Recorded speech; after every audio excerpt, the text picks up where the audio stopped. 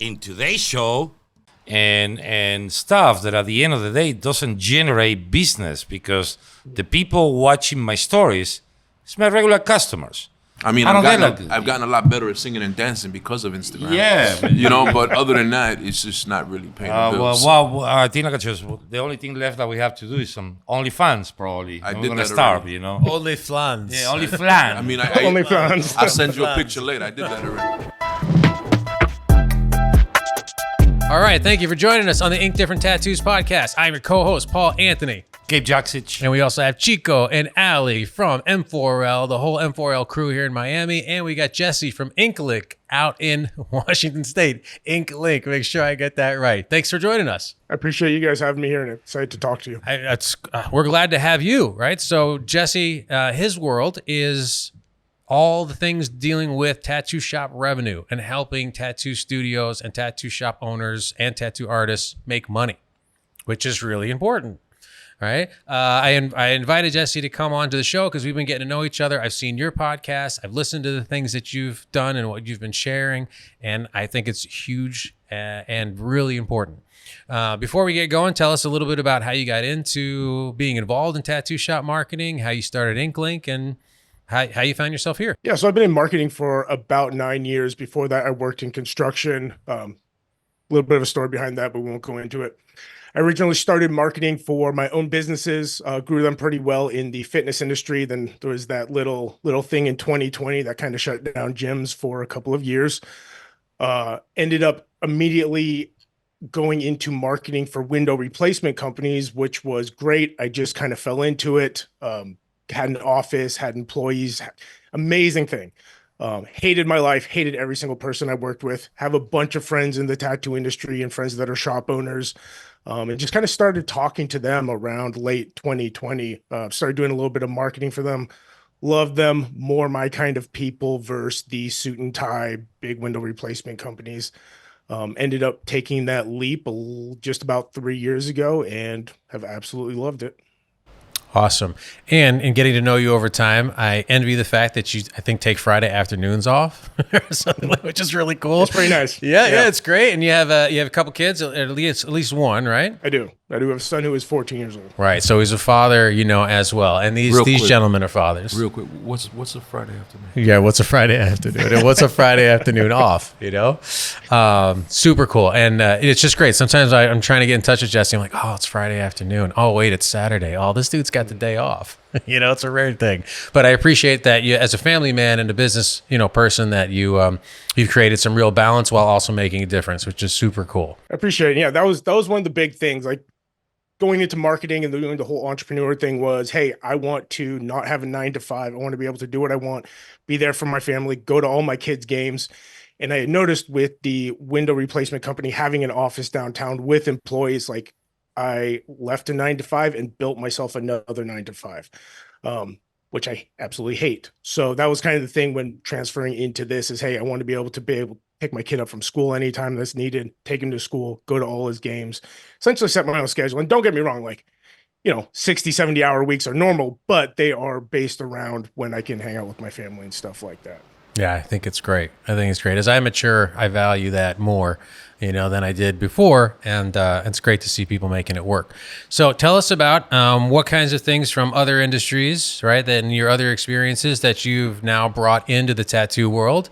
And what kinds of things do you see, I guess, people, money they're leaving on the table, things that are maybe obvious from somebody from an outside industry that's coming into the tattoo industry, right? What do you see as some of the biggest opportunities for shop owners and artists when it comes to building clients and generating revenue? Yeah, so one of the good things about starting marketing for my own business is I really learned how to make money for myself and then was able to transfer it to other companies.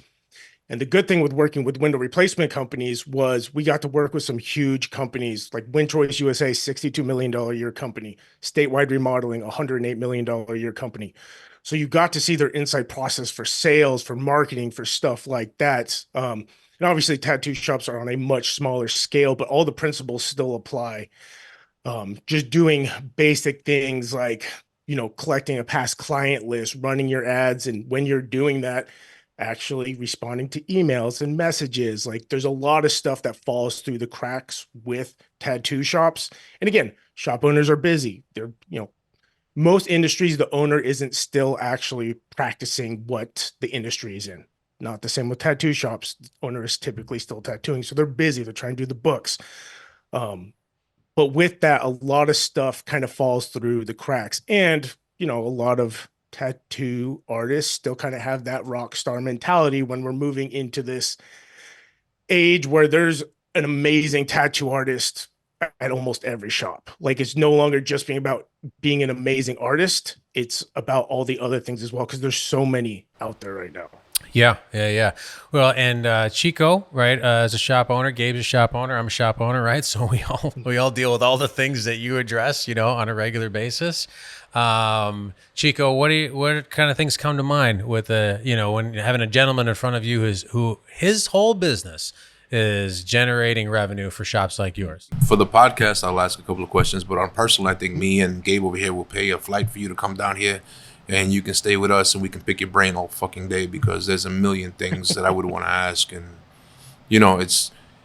I'm too busy with my head, either stuck into a book, trying to book a convention, trying to get customers. I have 62 artists. Not all of them are able to feed themselves. A lot of them have that rock star mentality. And I'm over here doing everything I can do, but it never seems like enough, because if you're feeding 62 people, that means I need 62 people to feed everybody once. So these guys are like, oh, this guy never feeds us. They don't see that I fed 62 people. They just saw that I fed them once. So it's virtually impossible to keep the whole crew happy, especially right now when this industry is going through, I'm going to say, a drought. Yeah. I hear it's everybody, but everybody's, financial situation doesn't affect me. What happens to this industry affects me. I think Gabe is going through the same thing. I speak to a lot of other shop owners. It's slow. It's very, very, very slow time. And particularly when it comes to, we all do the same. The Google, the Yelp, the responding to reviews, fucking Instagram, that is driving me nuts. I need to dedicate 3-4 hours a day to post stories and stuff that at the end of the day doesn't generate business, because the people watching my stories is my regular customers. I mean, I've gotten a lot better at singing and dancing because of Instagram. Yeah. But other than that, it's just not really paying the bills. Well, I think the only thing left that we have to do is some OnlyFans, probably. We're going to start, OnlyFans. Yeah, OnlyFans. I mean, OnlyFans. I'll send you a picture later. I did that already. You know what I'm saying? There's not a big draw for my look right now. I don't know if there is a secret formula, but marketing, when it comes to marketing nowadays, I believe that it's not the same like I used to be. 20 years ago, it was the business card, mouth to mouth. Now the tools are there. I did all the Google for the shop, the Yelp, the MapQuest, and this and that to be there without paying not even one penny. Okay, I asked the customer to leave reviews. Great. I see the traffic Google, for example, and people looking for the shop in Google. Yeah, I have more traffic or more responses from Google than from Instagram. I have an Instagram with 65,000 followers. The stories, if I post a story, it goes probably to 1% of that. I go to 600 people watching the story. So where is the other people? It's just a kind, and that doesn't generate me booking appointments for the shop at all. So we're doing something wrong, or what the fuck is going on? Even Google and Yelp, I've paid them generous amounts for what they call leads. A lead is a prospect. It doesn't necessarily mean it's a possibility. A lead is a possibility. It's a pie in the sky at the end of the day, So you end up paying for like what could be. Yeah, and before Jesse, we get to, because I'm sure you hear this all the time, and you have, I'm sure, a ton of great insight. Allie, so welcome to the other side, right? This is what it's like to be shop owners. What kinds of things are you finding work for you individually as a tattoo artist? Well, I feel like Instagram has helped me a lot. I feel like that's where I get most of my clientele. That's where I book all my appointments. I feel like not a lot of it has been word by mouth. Like some of it has, but majority I would say is Instagram.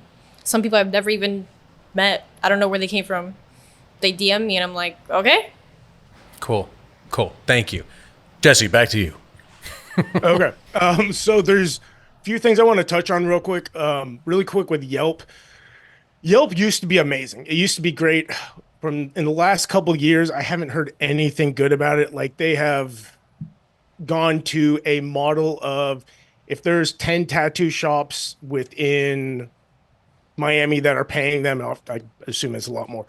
The same one person that comes in, they sell that lead to every single person. So it's not they're just coming to you, they're just selling it to you. You have to be the quickest, you have to be give them the best price, give them the best response. And that's why I don't like Yelp anymore. And I suggest people stay away from it.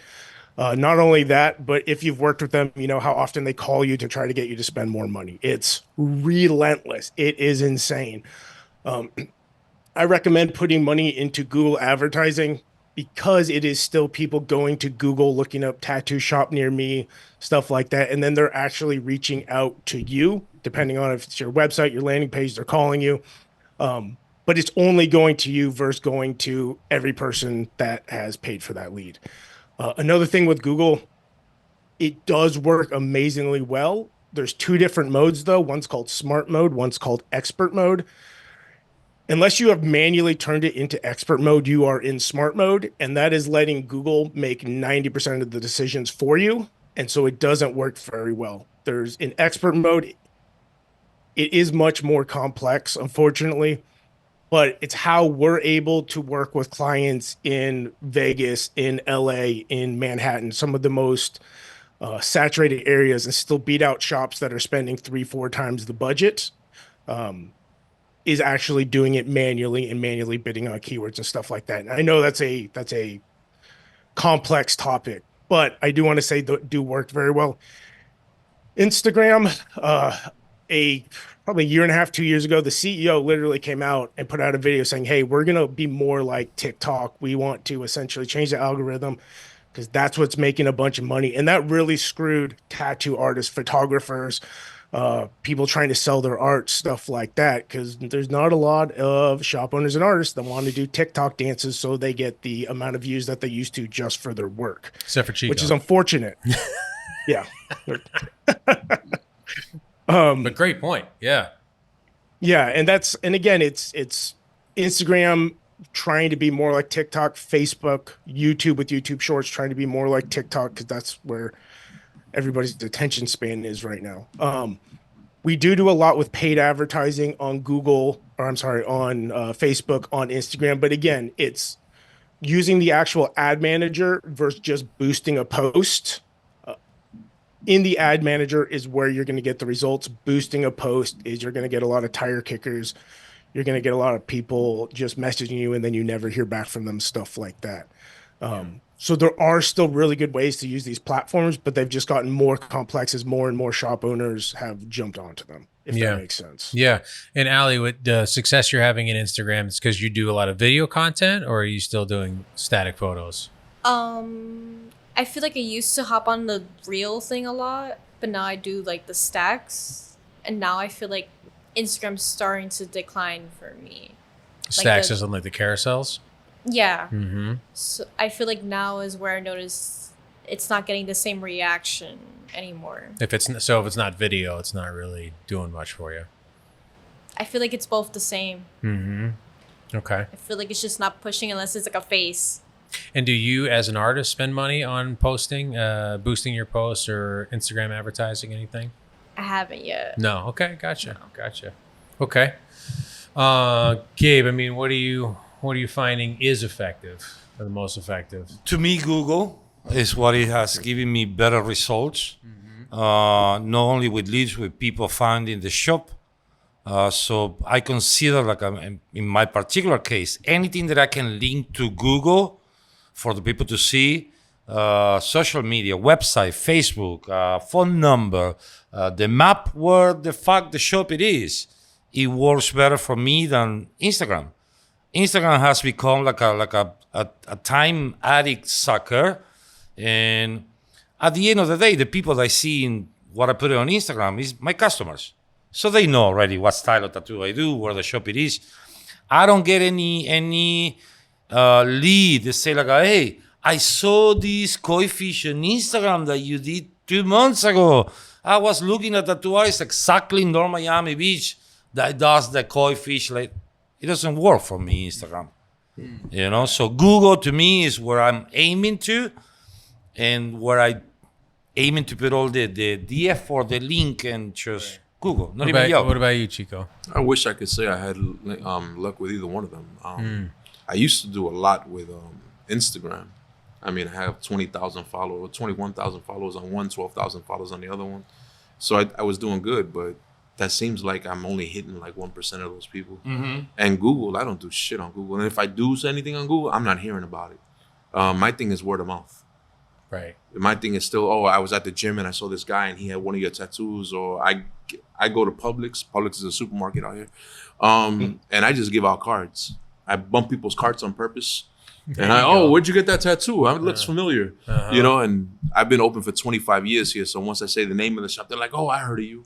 So they're more acceptive to the card or whatever. But to me, it's my hustle. I'm not getting shit off of TV, radio, phone, nothing media-wise. Right.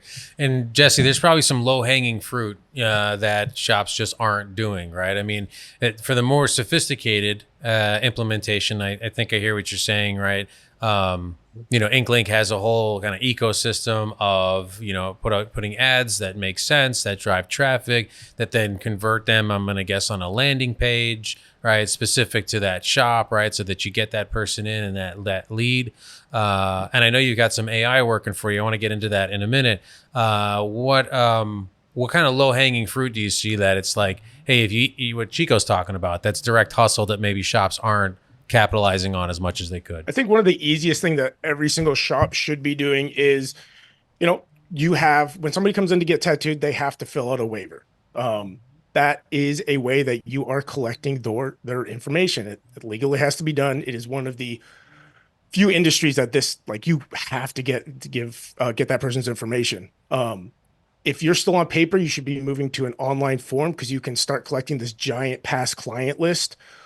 And there's a few things you can do with that. One, what we do is when somebody fills out that waiver, we have an automation set up so they get a text the next day asking for a review on Google with a link to the Google My Business. Phenomenal way, because artists don't like asking for reviews on Google typically, or they forget. Or if you have a QR code in your shop, which a lot of shops do, Google doesn't like it when all the reviews are coming from inside your shop because you're not supposed to be soliciting them. So it's a really good way to start getting more reviews. But the real power in that is there's a million things you can do with your past client list. For example, when it is the end of October, things start slowing down. You can send a text out to all your past clients saying, hey, if you come in within the next week, we'll give you 10% off or a free hat or a free aftercare product. Or Chico will rub your feet, something like that. People don't need. He might if he's around. He knows me pretty good, bro. Yeah. He's watched some of your content already. People will pretty much use any excuse to come get tattooed. But what we've noticed is 8 to 12% of people on your list will come in and take advantage of that offer. So we work with some really big shops that have 6, 7, 8, 12,000 people on their past client list. So we send out those texts. It's huge. Anytime you have an event, obviously flash stuff is usually pretty busy anyway. But if you do any fundraisers, if you have a guest artist coming into town, there's a ton of stuff that can be done with that past client list. That the only thing I've ever seen shops do is send out an email every once in a while, which isn't bad to do. But if you want someone to take action, send them a text message. And there's a ton of different softwares where you just upload that list and then you can send a text automatically to everybody. You don't have to do it one at a time manually. Another thing you can do with that list that a lot of people don't know about, you can actually upload it into the Facebook ads manager and have Meta find people that look like your past clients and then show them your ads. And then you refine that even further by how much money those people make. So they're not going to be like, hey, can I get a half sleeve for $200? They have the money for a bigger piece. Dude, that's where the money is in meta advertising is in the audience you can create and show your ads. Yeah, very cool. Hey, Allie, quick question. Do you follow up with prior clients and ask them if they want to come in and get a new tattoo? I do. It's exhausting. I literally spend like hours scrolling, finding all of them. Has I it try to has keep it in contact generated with all. results? Yes, I have a returning clientele, especially for like convention wise. But it's I think you made a really exhausting. great point that it's exhausting, right? And the thing is, that's being a professional is doing things sometimes that are a bit exhausting, yet increase your financial security and stability, right? I think in working with somebody like Jesse, the idea is to minimize the exhaust factor, yet there's still got to be an intentional hustle factor like Chico's talking about. You know, none of it happens on complete autopilot. But you know, any kind of advantage we can get is awesome, which brings me to AI. I know you're doing some components with AI, right? So remind me of that because I'm a little hazy on it. So with the shops we work with, especially if they don't have a front desk person or something like that, we have an AI booking bot. Essentially, when somebody fills out a form to request a consultation, this bot will reach out. So what we were noticing is we were sending these consultation requests to shops, and it was taking them 2-3 days to get back to people. And if they're coming from Google, like the analogy I use is if you're looking for a plumber and you fill out a form or you call that shop and they don't pick up, you're not sitting there for days waiting for them to call you back. You're just moving to the next shop. So this bot, and I'll tell you, it sounds exactly like a human to the point that it's creepy. I swear it's the start of Skynet and AI taking over. But until they do, we're going to use it as a good tool. But this bot will reach out, actually have a conversation with them, ask them about their tattoo, build some rapport, which I think is another thing that is lacking a lot usually in the first point of contact with somebody that is the first time at your shop. We typically don't ask them about their ideas or anything like that. It's just like, hey, come in tomorrow at noon. That's the entire text. So it will talk to them about their tattoo idea, build rapport, then look at a calendar, give them some times and actually book that for them. After that's booked, they'll actually get reminders about it. So if they show up or don't show up, it's not because they forgot. And again, it's weird. Like people will go into the shops and ask for this bot by first name because it sounds exactly like a friendly person. It's like I said, it's almost creepy, but that's where it is still creepy. But that's So where we're at with you give with it AI. a name. Is it different names usually, for every shop? If they want a custom name, if That's not, cool. we usually call her Val. Val. Okay, cool. Yeah. Cool. But you can customize it, and then somebody comes in looking for Val, and you're, yeah, no. She's off today. Yeah, she's in the not back. here. Yeah. Uh-huh. Miami would have to be Valeria. There you go. Well, I think, and you make this other point, which I think is great that we talk about all the time, which is building rapport with clients, you know, and that is so much of, you know, what can and should be done. You know, Gabe and I, you know, we're working with some of the artists sitting different and talking to them about, hey, what would you do if Instagram went down? Right? What would you do if all of a sudden, you know, the internet was over for a little Doomsday. bit, you know? So let's say the internet goes away, what would you do? Allie, what would be your next step? You got to make money tattooing, but there's no internet for the next 3 months. Getting new clientele would probably be a little bit harder for me. Are you prepared? Do Yeah, you have business I feel like cards? I do. Okay, I give out a lot of business cards. I would probably go back to doing concerts and vending at that. Concerts? Yeah, What do you that's mean? what I used to do a lot. Sorry to interrupt. Give me a business card. I gotta get up. Okay. No, it's okay. I'm Okay. just Oh, because you carry the business card with you. yeah. Okay. Just Just checking. checking that it's Yeah. actually... They were taught by me. To have business cards Yeah. with them, right? Yeah, exactly. Because you know that's you got to have it. So Chico, what else do you think should if an artist was really prepared for the internet to go down for 90 days, what should they have right now besides business cards? Beef jerky. No, I'm serious. They should definitely have business cards, and what they don't have is a hustle, motivational type feeling. I feel like 80% of the artists, and I say 80 because I don't want to say 98, percent of the artists are entitled. They feel like I came into work. How come people aren't waiting for me? Right. You know, but at the end of the day, who are you? Where's your work? What do you do? I don't see it. You know, are you friendly? I mean, I got to sit down. It's your privilege to have me here or my privilege to be here. Right. You know, and I think they confuse that. Right. So I always tell people, if the clientele has to sit around waiting for you, you're not ready to be an artist. Right. It's like when you go to the doctor, the worst feeling is when you have a 9:30 appointment and you're sitting in his office till 11 thinking, why the fuck did he call me at 9:30 if he's not going to take care It's of the me? worst, right? You know, so it's just Absolute like worst. you make everybody feel like your doctor makes you feel. The difference is you might need your doctor. No one needs a tattoo. Right. And that's the difference. Right. Allie, what's the concert thing that was working that you were talking about?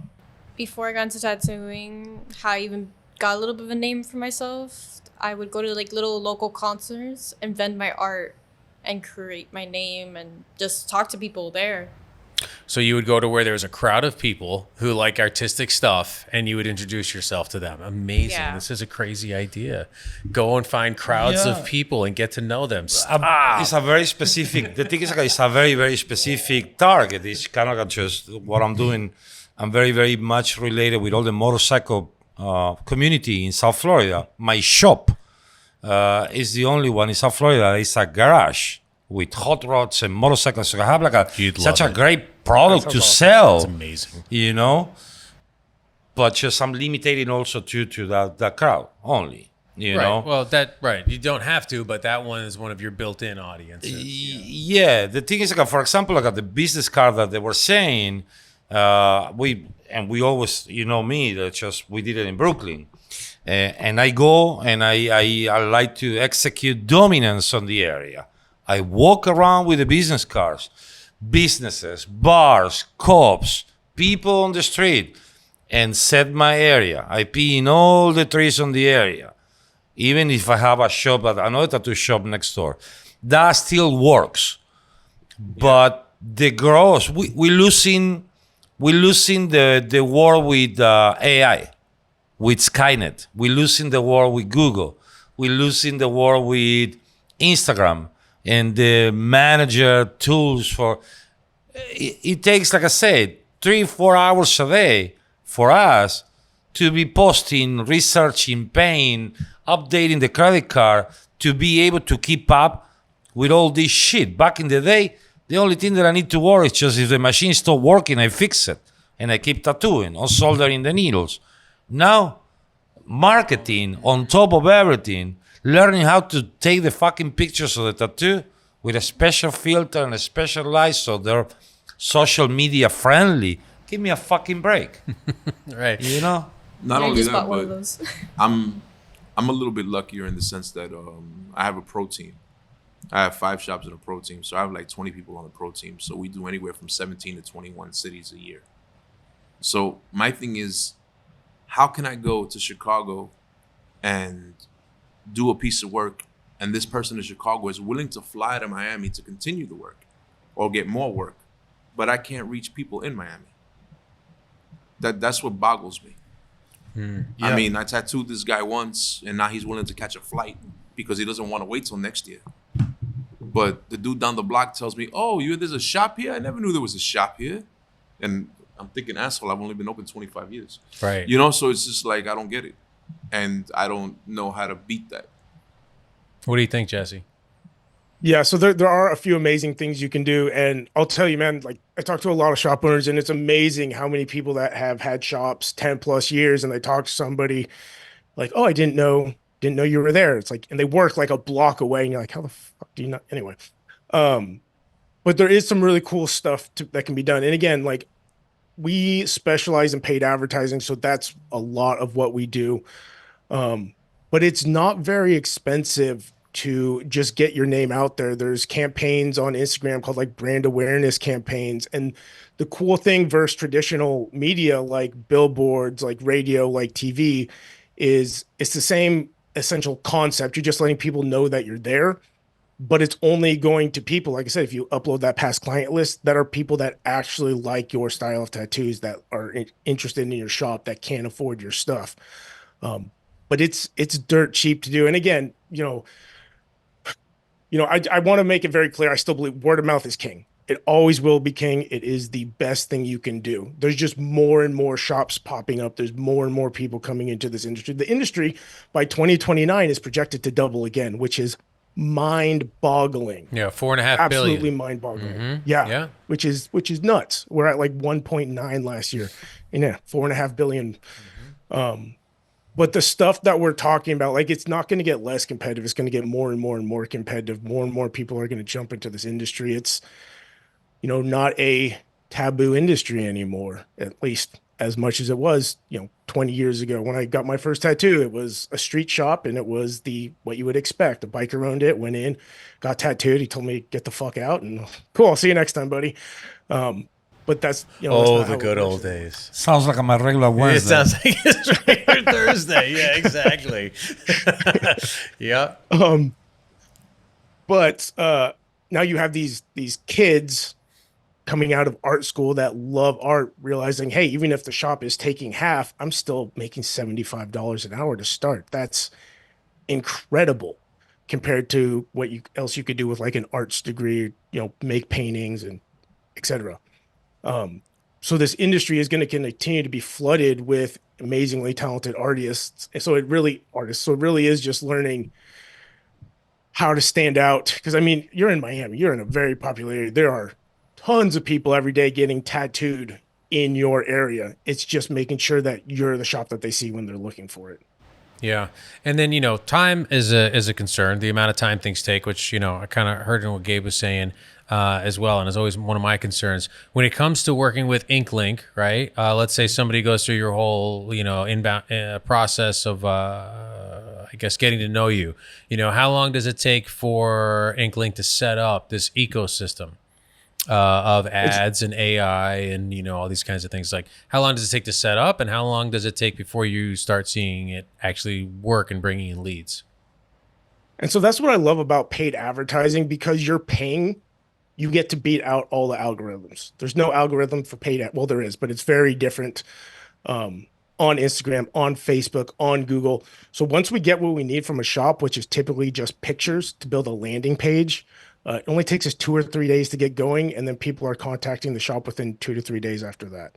So it's extremely fast. And again, that's what you're paying for. That's why you're paying Google. That's why you're paying Instagram.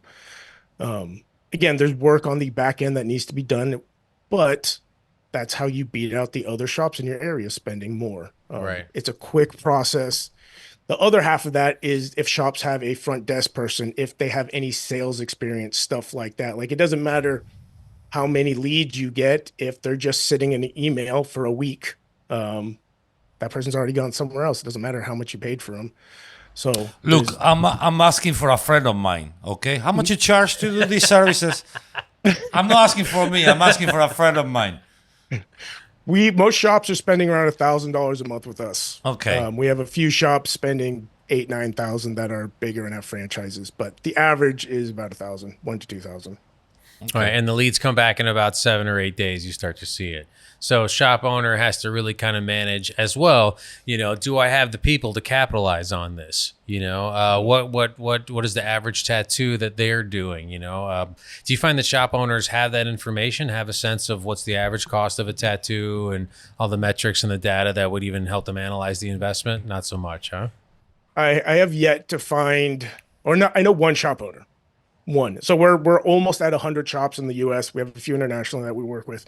And I talk to a ton of shop owners. I've seen one that knows the lifetime value of a new client, which is, again, in any other industry, one of the first metrics you're looking at, because then you can know how much to spend on a new client.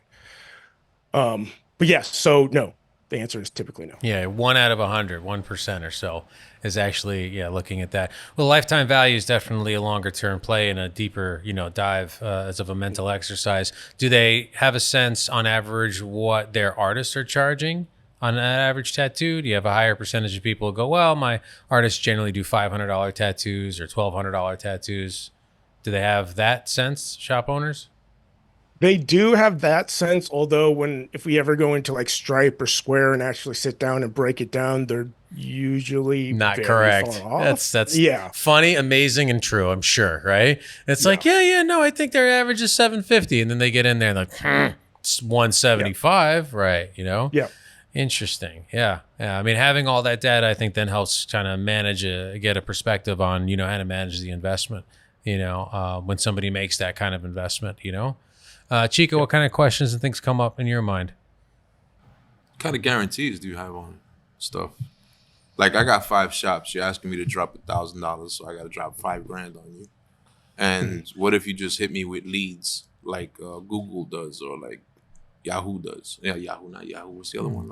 Bing? No, Yelp. Yelp. Yeah. Yeah. So we don't do any kind of a guarantee because of how different shops handle stuff. But we do, if we actually are you interested, we do a call and I'll take you through results from shops we're currently working with. Like, we have an overview of literally every single shop. So you kind of get an idea. And we have plenty of references, testimonials, stuff like that. And I'm a pretty laid back guy, man. I mean, the tattoo industry is still small enough. It's real easy to make a bad name for yourself, and it's spread very fast. Yeah, if you weren't delivering. And so now you're at about 100 studios, right? So what was that kind of growth trajectory like? How did that start? And what have you been finding has been bringing studios to your doorstep? I mean, really, the biggest thing for us is we do free webinars. Like, if someone wants to learn what we do, we teach literally every single thing we do for free. It's just if a shop owner wants to learn it. Like, we do monthly webinars for free, which bring in interest to people, the podcast. And You don't then, need to bring it to Miami. obviously, a huge part of that. You don't need to bring this guy to Miami. There you go. Yeah, $10 all his podcasts, watch all his podcasts, and $10 his webinars. Yeah, if we have the time for it, right? Okay, yeah, we can work. I that mean, out. that's the thing. It's just if you want to learn it, but we teach it. And then obviously we run a ton of paid ads for ourselves, and that's why I believe in paid ads so much. Is it worked for me when I did e-com with the fitness industry? It worked for me when I did window replacement. It works for me with this. Like, the pillars of marketing are always the same. The pillars of sales are always the same. They're just different vehicles, like Facebook, Instagram, Yelp, Google, whatever the next platform is, TikTok. It's always the same. It's just a different vehicle, which is why, I mean, it works. Like, you just have to get the 101s in place of this stuff, and you can do it literally anywhere. In this economy and the way that the industry has to be slowed down, just again, those $1,000 a month to have pretty much a virtual secretary or some kind of organization of what you're doing is not the budget, for a solopreneur. Only if, like I said, like I just there is some, which we know is there is no guarantees, that at least a month, 3 customers, they will cover and just even more than those 1,000. If you see it that way in tattooing, $1,000. If I get three paid customers from these guys, I pay you $1,500 a month and do more advertising, Yeah. But there is no guarantee. And with these so many variables in this economy, we are like approximate to election in November with a lot of people, it's kind of like a sitting tight to see what the fuck is going to happen, yeah, it's a lot of things, like I say, that they can work from companies like this one, to help you to promote. To now I see another trend that is financing. A lot of tattoo shops go through financing the tattoos, Right. There's Afterpay with Square that allows you to break it down into 4 Yeah. payments. Yeah. Yeah. So- As one of the mains, there's a bunch of them, but yeah. Yeah, no, it's a possibility that just is good to know about it, that this exists specifically to the tattoo industry. You know, that And with the average budget, Jesse, that you're talking about, people spending, what's the general spread on how many leads they see per week or per month? I'm sure. So it's that broad, that really but depends. So like, we work with a few artists that only do large scale Japanese. We work with an artist out of Vallejo, California. He only does large scale black and gray. Like, you're going to spend $4,000 to $6,000 minimum if you're working with him. His are going to be $30 to $50. We work with a handful of street shops that will do anything from little bangers to, literally anything. And they're typically $7 to $12 per So it lead. just depends That's what it you're ends up looking for. averaging, right? Yeah. Okay. Right. Exactly. And if they spend So, a couple $100, yeah. Yeah. A single Right. artist shop that only does Japanese is going to need something very different than what Chico has. So It just depends how you're set up and what you're looking for. And at Chico's, different shops may have different specific needs depending on the artist and the market. Yeah, right. Okay, There's but no one size fits anywhere all. from $7 to $30 per lead. But of course, a $30 lead is for somebody whose average, tattoo appointment is $3,000 to $4,000. That's what they do. Large scale, very specific. Gotcha. Yep. Gotcha. Allie, what questions do you have as a up and coming tattoo artist for Jesse, who spends all his time trying to drive revenue for shops and artists? You were talking about the ad manager. Mm-hmm. You said that you do like that. Why do you see a so- difference between that and just going through Instagram? Yeah, so boosting posts on Instagram is a very easy way to do it, but you lose almost all the targeting options that makes advertising on Instagram and Facebook so powerful. If you go to ads.facebook.com, the manager will come up. It's also in, again, our free webinars that we have on YouTube. But that's what if people are skeptical, that's what I always recommend is, hey, go take one of the free webinars, start implementing it for yourself, see how well it works, and then come to us and we can refine it. Because that's the thing. Shop owners don't want to spend all this time split testing ads and split testing websites and landing pages and learning all this shit. So that's what we do. And when you work with us, essentially what you're getting is the tens of thousands of dollars in ad spend that we spend every month for tattoo shops. You're getting the experience of what we're learning from that. Yeah. Okay. I think that's a great question, Allie. As I know from my own personal experience, and I'm sure you're highlighting it, a lot of people live just in their phone. Mm-hmm. Right. So it's a great question, right? Because from your world, you're like, well, I can boost an ad. I can take a post on my phone and I can boost it. And that's definitely the easy, lighter lift, right? The ads manager is a whole different universe. Primarily exists on a desktop. So someone has to go from their phone right now to the desktop and get into the minutia where, these platforms have made it so easy for you to do it just from your phone that you're kind of like, oh yeah, I'll just spend some bucks and I'll do it that way. Reality is doing it the quicker way and the easier way is not as cost effective. Yeah. Right. It just 100%. makes it easy. And it's a fine way to kind of start getting your feet wet, doing some of those things. But if someone really wants to take it to the next level, they move off the phone onto the desktop. There is ad manager on your phone, but it does not everything, right? You go to the desktop version and you really can get into the minutia there and you can hyper target people based on their age, based on their geography, based on their likes, like all kinds of stuff. Yet Based on their income, which is income. huge. Yeah. It's just that, those platforms are also like, Allie will just spend $100. We'll make it easy on her phone, Chico might pop off a couple $100 because he was like, oh, let me see how this goes. But when it really comes to being efficient and getting a return on investment, you got to take that other step and you got to get into the minutia and you got to go onto the desktop, onto the computer, like an office worker. Oh my God, and do those things to make sure that that money returns. It sounds like that's what you spend all your time doing. Yep. And I will say, almost every tattoo artist has a tablet now. Just go into your web browser there. It'll work totally fine. You don't actually need a computer. Right. The tablets, you're right. Yeah, same thing. As the desktop. But again, check out our free webinars on it. We actually, at the end of the Google one and the one that we do on meta advertising, the last 15, 20 minutes, we actually go through, build an ad from scratch, show you everything to click. There's even a template that you can take for the image. Literally copy and paste that shit. That's why we made it, is for shop owners to use it. And I guarantee you it will get you better results than anything you've done so far. Okay. Thank you. Awesome. Jesse, thank you for being here on the Ink Different Thank you, Tattoos brother. Appreciate podcast. it. Where Thank do you. people find you, follow you? How do they keep up with you? So Instagram, InkLink Marketing is the best. Our website is ink-link.com. Any questions you guys have, we're always happy to answer. We're here to help shops and artists. It's not just, as you guys know, all about the money. It's about enjoying what you do. So any questions, let us know. All our webinars are free. If you want to learn, we will teach you literally everything we do. Awesome. And then for people who are watching and want to follow our guests, Allie, how do they find you on Instagram and come get tattooed by you? Bloody Alley on everything.